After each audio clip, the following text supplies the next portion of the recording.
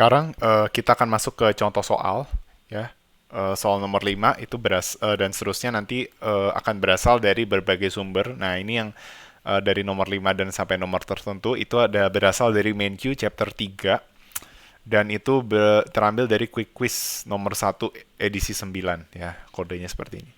Nah, tadi kita udah mempelajari tentang perdagangan ya. Jadi kalau misalnya ada kedua individu itu melakukan perdagangan sebelum itu berarti jawabannya adalah konsumsi akan berada di PPF-nya. Jadi konsumsi sama dengan produksi. Makanya consumes at a point on his or her production possibility frontier. Jadi jawabannya yang B.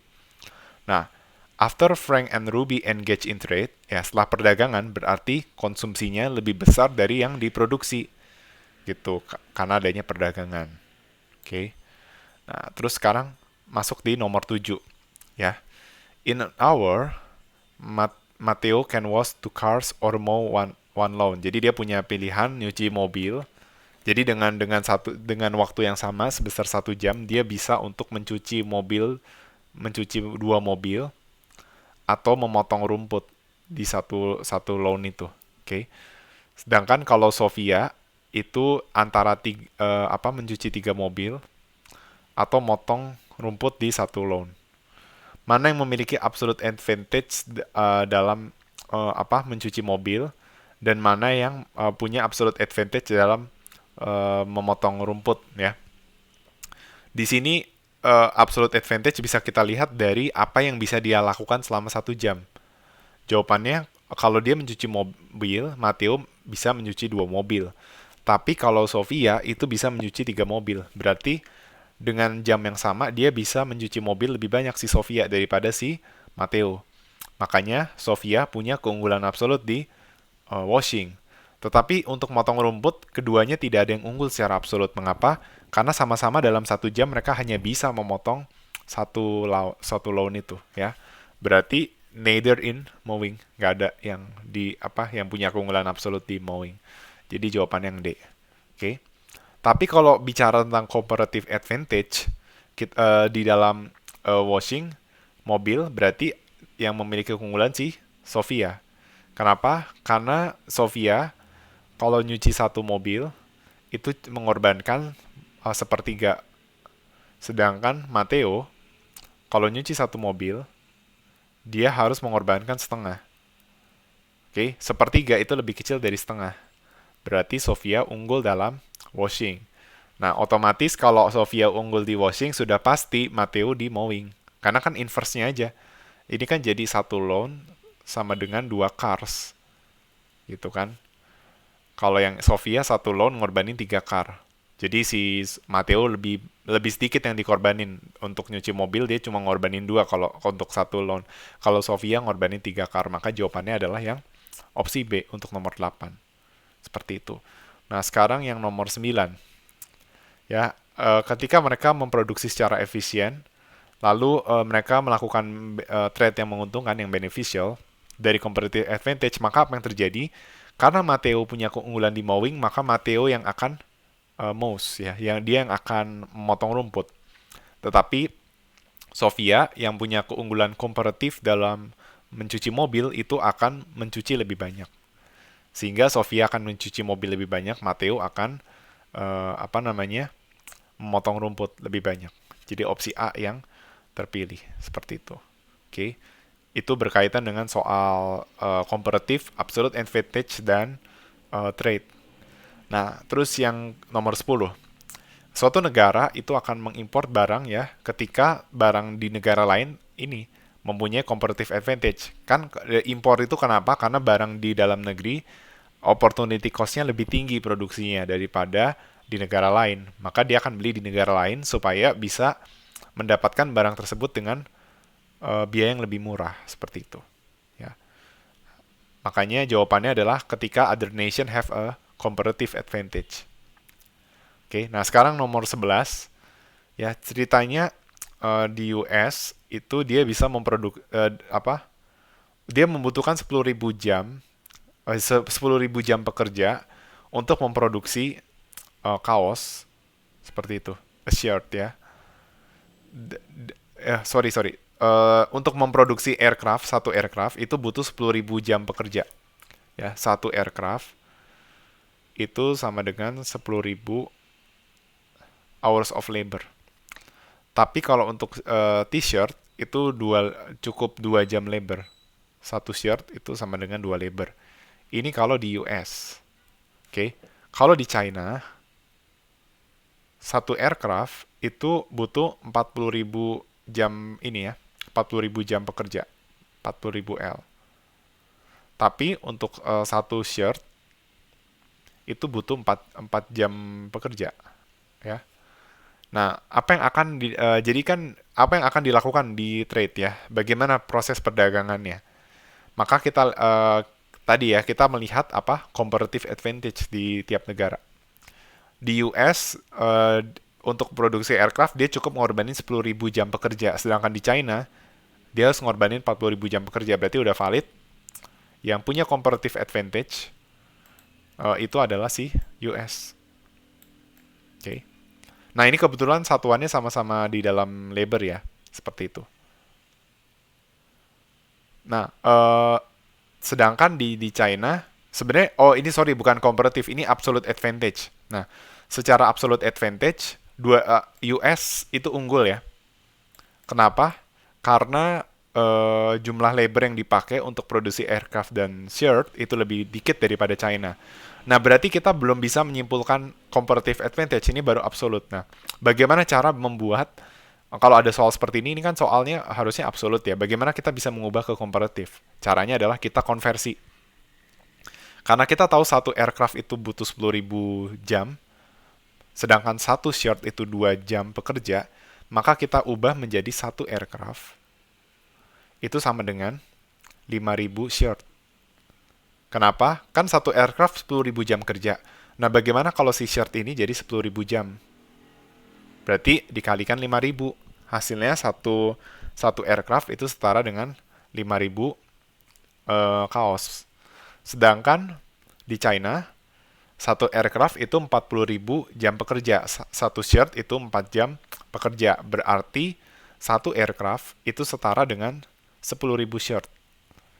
Karena untuk kalau mau dipakai 40.000 jam kerja untuk memproduksi kaos shirt itu butuh menghasilkan 10.000 shirt. Nah, dari sini kita bisa mencari comparative advantage. Oke. Comparative advantage dalam memproduksi aircraft itu dialami oleh US. Kenapa? Karena US kalau memproduksi aircraft dia cukup mengorbankan si 5.000 shirt. Oke. Sedangkan di Cina perlu mengorbankan 10.000 shirt. Berarti United States will export aircraft. Berarti lawannya China yang akan mengekspor shirt. Karena shirt itu pasti lebih rendah di China. Satu shirt itu 1/1000 aircraft. Sedangkan di US, satu shirt itu 1/5000 aircraft. 10.000 ya. Nah, berarti China yang akan ekspor shirts, United States yang akan ekspor aircraft. Berarti opsi B yang akan kita pilih seperti itu. Oke, nah sekarang kita masuk ke soal nomor 12. Kayla bisa memasak buat masak makan malam itu 30 menit dan mencuci mencuci itu 20 menit ya ke laundry. Nah, sedangkan roommate-nya itu membutuhkan waktu lebih lama. Ya, jadi kalau mau dinner 60 menit, masak dinner 60 menit, nyuci juga 40 menit. How should the roommates allocate the work? Berarti jawabannya adalah there are no gains from trade in this situation. Nah, sebenarnya kita bisa melakukan hal yang sama kayak US dan China, tetapi dia tidak ditanya apa yang harus dilakukan untuk perdagangan, tapi intinya dia tidak ada gains dari perdagangan. Kenapa? Karena kita bisa lihat bahwa Kayla bisa melakukan semuanya dengan lebih cepat. Dan di sini dia tidak bicara tentang suatu constraint ya.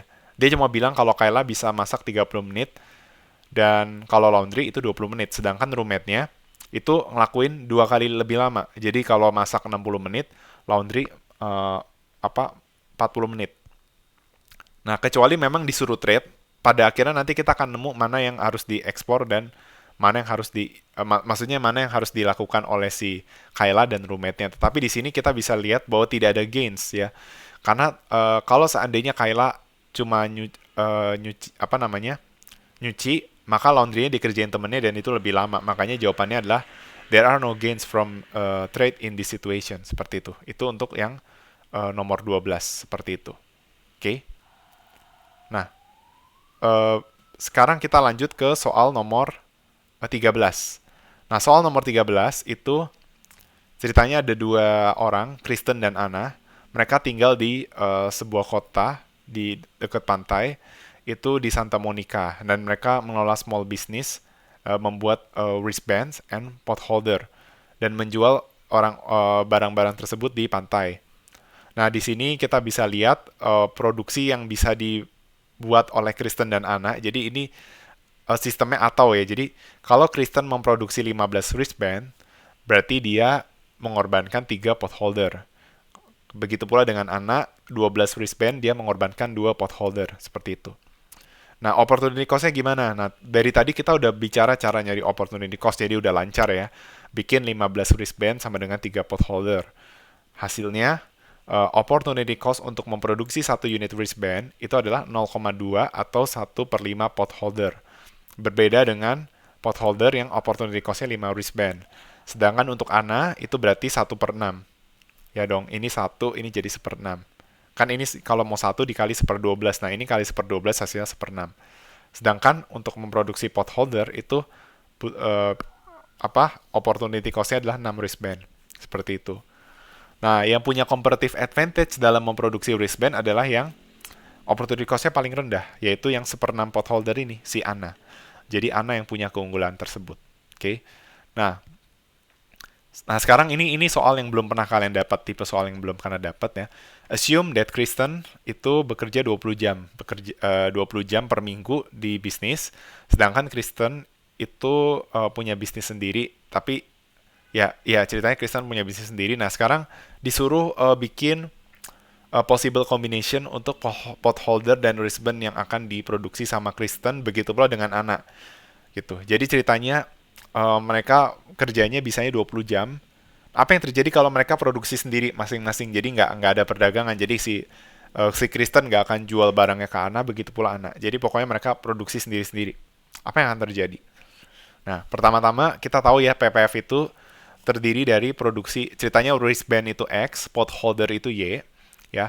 Jadi PPF-nya Kristen itu adalah kuantitas wristband ditambah kuantitas pot holdernya Kristen.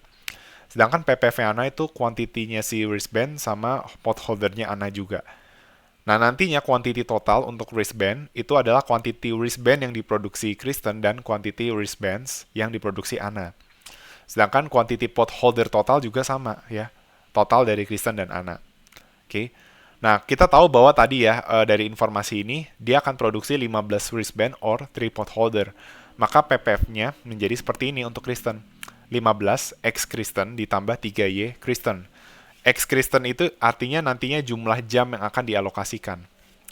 Seperti itu kan dibilang bahwa output per hour itu 1 jamnya bisa menghasilkan 15. Berarti jumlah yang dihasilkan 15 dikali jumlah jam. Seperti itu. Ini adalah constraint-nya ya. Nah, ini saya akan jelaskan kenapa penulisannya seperti ini. Karena dia mengalokasikan 2 barang. Dia memproduksi 2 barang, itu nggak boleh lebih dari 20 jam. Makanya simbolnya kurang sama dengan 20. Ya, kalau lebih besar sama dengan 20, itu berarti nggak melebihi kemampuannya dia. Kan dia cuma bekerja 20 jam per minggu. Tapi bisa di bawah 20, tapi tidak full employed. Gitu. Nah, kalau Ana 12 unit wristband sama 2 pot holder, berarti 12X tambah 2Y, ini constraint-nya juga sama. Kurang sama dengan 20. Oke? Nah, ini kombinasi yang bisa kita dapatkan. Nah, pertama-tama saya akan jelasin kenapa hasilnya 300. Dan ini, pertama untuk Kristen dulu ya. Kenapa 300,0? Karena logikanya gini, kan X plus Y itu kurang sama dengan 20. Artinya kalau mau dia optimal, menggunakan seluruh resource yang ada, berarti ini harus jadi sama dengan. Ya kan? Nah, apa yang terjadi kalau saya hanya mengalokasikan seluruh resources untuk X atau untuk wristbands? Maka 20 jam kerja yang saya miliki hanya untuk memproduksi wristband. Jadi 15 kali 20 hasilnya 300. Pot holdersnya itu 0. Begitu pula untuk Ana. Kalau Ana ngalokasikan X itu 20, berarti 12 kali 20 itu 240. Sedangkan pot holdersnya itu 0. Nah, apa yang terjadi kalau seandainya si Kristen itu hanya mengalokasikan seluruh jam kerjanya itu hanya untuk memproduksi potholders? Maka 20 jam itu akan digunakan untuk potholder. Jadi 3 kali 20 hasilnya adalah 60. Berarti wristbands-nya itu 0. Sedangkan untuk Ana, kalau 20-nya untuk potholder berarti 2 kali 20 40, wristband-nya 0. Nah, kombinasi lain itu bisa dicoba-coba. Misalnya kita masukin X-nya berapa, Y-nya berapa ya. Tapi intinya X plus Y harus sama dengan 20. Jadi bisa aja X-nya 5, Y-nya 15. Eh, ya, kayak gitu. Nah, ini contoh. Kalau ini yang ini contohnya Y-nya 5. Kalau Y-nya 5, ini kan potholder 15. Berarti kalau Y-nya 5, X-nya berarti 20 kurang 5. 15, berarti 15 kali 15, 25. 225 ya. Begitu pula kombinasi lainnya bisa dimasukkan ya. Oke. Nah, nanti dari informasi ini kita bisa menggambarkan kurva production possibility frontier atau PPF curve-nya, baik untuk Kristen maupun untuk Anna. Nah, misalnya saya mau menggambarkan PPF-nya Kristen, nah nanti teman-teman bisa coba menggambarkan kurva PPF-nya Anna ya. Maka kurva PPF-nya akan menjadi seperti ini. Nah, saya coba gambarkan di sini saja biar lebih jelas. Jadi antara wristband dan potholder. Nah, di sini yang X itu si wristband ya, berarti wristbandnya di sini, wristbands. Sedangkan potholdernya itu di atas, di sini dia yang Y ini. Kita pakai informasi yang ada aja ya. Eh, ini kan bacanya X, Y, jadi 300,0. Berarti di sini.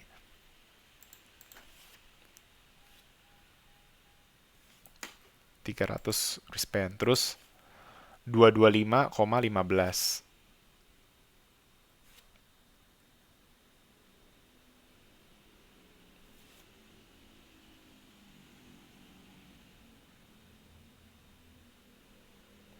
Misalnya ini titik apa namanya? Saya bikin ini titik E, ini titik D gitu ya.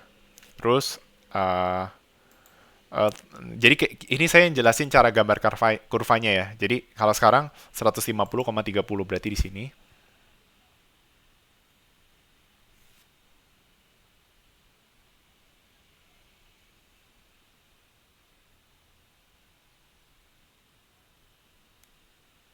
C.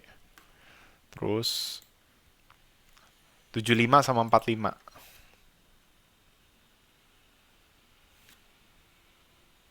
Ini kira-kira aja ya. Jadi kurvanya memang tidak gambarnya tidak sempurna. Lalu 0 sama 60. Berarti di sini. Titik A. Sorry ini B, terus ini A ya.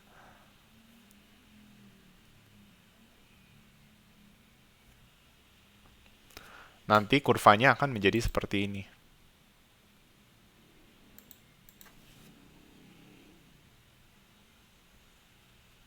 Uh, ini kebetulan kasusnya dia linear ya.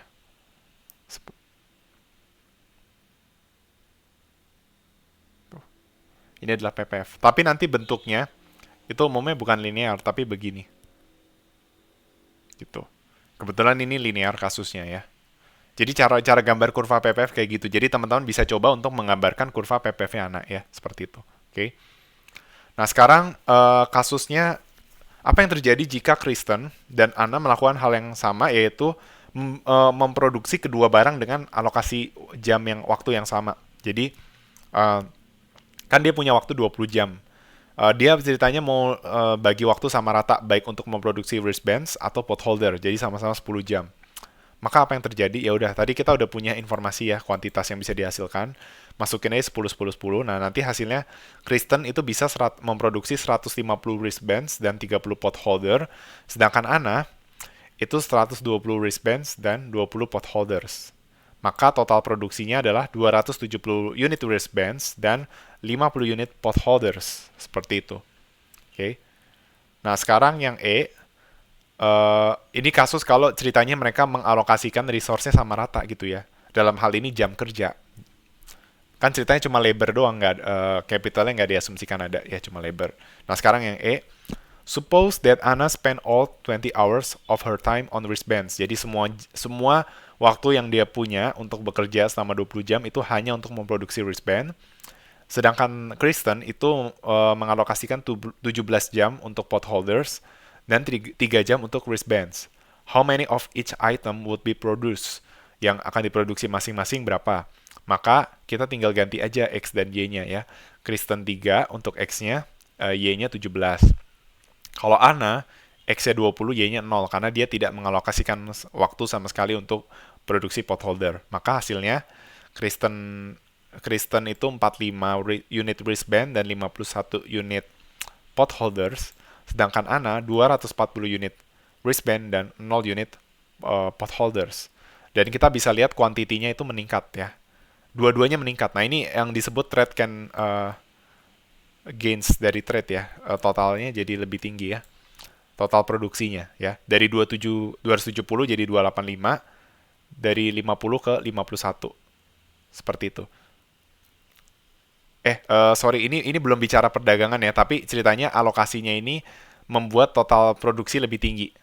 Nah, tapi ini ceritanya, oh ya, ini bisa kita kaitkan ke perdagangan karena gini kan, tadi kita bisa tahu bahwa di soal sebelumnya, apa namanya, Ana itu punya keunggulan dalam memproduksi wristband, ya kan? Karena Ana punya keunggulan dalam produksi wristband, dia ngalokasiin seluruh waktunya untuk wristband. Beda sama Kristen yang keunggulan komparatifnya di potholders. Maka dia ngalokasikan 17 jam untuk potholder, wristband-nya hanya 3 jam. Ini ceritanya, nanti kalau teman-teman nanya, loh kenapa ya dia nggak mengalokasikan 20 jam untuk potholder? Ya. Intinya spesialisasinya tuh bisa macam-macam ya, nanti akan dijelaskan tentang spesialisasi. Ya. Yang jelas dia hanya mengalokasikan 17 jam untuk potholder, 3 jam untuk wristbands. Makanya kita bisa lihat total produksi karena adanya perdagangan itu menjadi 285 sama 51. Naik dari tadinya 270 sama 50. Oke, seperti itu. Jadi itu adalah bukti bahwa perdagangan itu bisa menguntungkan seperti itu. Oke. Jadi seperti itu. Dan kita mesti tahu juga tadi sudah disampaikan ya tentang keunggulan komparatif yang mendorong terjadinya spesialisasi. Oke. Nah, tetapi juga kita perlu tahu bahwa yang namanya spesialisasi itu bisa berbagai macam ya, nantinya kita akan lihat. Jadi spesialisasi itu bisa, misalnya suatu negara itu spesialisasi di produksi barang A.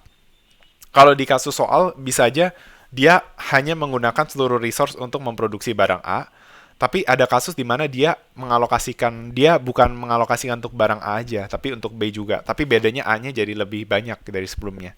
Kayak gitu.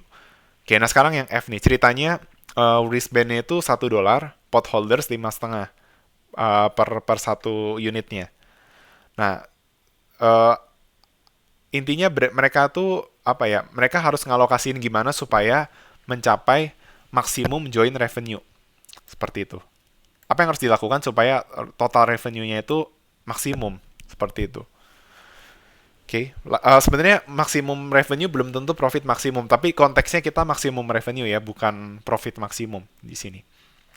Nah, maka ini ya, penerimaan maksimum itu akan terjadi apabila terdapat individu yang memproduksi sesuai dengan keunggulan komparatif, bukan absolut ya, komparatif. Ya, Kristen punya keunggulan komparatif, maka dia mengalokasikan 20 jam untuk wristband, sehingga akan menghasilkan 300 unit. Lebih besar daripada Ana 240 unit. Oh ya, ini ceritanya lagi ngomongin tentang keunggulan absolut dulu ya. Ceritanya sama-sama 20 jam, tapi Kristen itu bisa produksi 300 unit wristband dan potholdernya 204. Sedangkan Ana 240 unit. Tapi kalau di potholder, Kristen juga punya keunggulan komparatif, di mana dia menghasilkan 60 unit, sedangkan Ana 40 unit. Nah, tapi intinya kan karena perdagangan itu kan harusnya comparative advantage. Nah, berarti intinya kita punya dua pilihan. Jadi Kristen tuh bisa 300 unit wristband diproduksi, terus Ananya 40 unit potholder, atau sebalik. Jadi dia punya dua pilihan. Pada akhirnya dia akan memproduksi sesuai keunggulan komparatif. Nah, di sini kita mau membuktikan bener nggak sih kalau kita memproduksi sesuai keunggulan komparatif itu akan memaksimumkan revenue gitu. Itu kita mau buktikan. Nah, coba kita lihat nih. Kalau seandainya dia memproduksi berdasarkan keunggulan absolut, dia punya dua pilihan. Tapi kalau berdasarkan komparatif, dia akan memproduksi yang sesuai keunggulan komparatifnya. Nah, ceritanya dia kalau berdasarkan absolut berarti dia kemungkinannya ini. Dia produksi 300 unit wristband si Kristen dan Ananya produksi 40 unit potholder. Sedangkan kalau kombinasi kedua yaitu apa namanya? Dia akan membiarkan Ana memproduksi wristband sedangkan si Ana itu bakal mengonsumsi 60 unit potholder. Nah, kita perlu ingat ya, tadi yang punya comparative advantage dalam memproduksi wristband adalah si Ana. Nah, karena si Ana punya keunggulan komparatif dalam memproduksi wristband, seharusnya kita pilih kombinasi kedua, di mana wristband yang dihasilkan itu 240.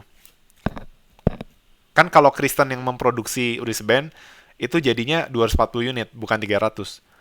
Tapi berarti kalau kalau si Kristen sudah siapa namanya? Ya Kristen udah memproduksi wristband, si apa? Kalau Ana udah produksi wristband, di mana itu keunggulan komparatifnya, berarti potholdernya harus diproduksi sama si Kristen. Kan ini udah produksi Ana, nah berarti ini harus diproduksi sama Kristen. Dan ternyata terbukti kombinasi kedua itu yang memaksimumkan revenue. Ya, makanya penerimaan maksimum tercapai di kombinasi kedua, yaitu ketika Ana sesuai dengan keunggulan komparatifnya itu memproduksi 240 unit wristband, sedangkan Kristen itu dengan keunggulan komparatifnya dia memproduksi potholder sebanyak 60 unit. Oke.